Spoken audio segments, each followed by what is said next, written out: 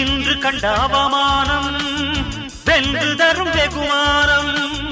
வானமே தாழலாம், தாழ்வதில்லை தன்மானம். மேடு பள்ளம் இல்லாமல் வாழ்வில் என்ன சந்தோஷம். பாறைகள் நீங்கினால் ஓடைக்கில்லை சங்கீதம்.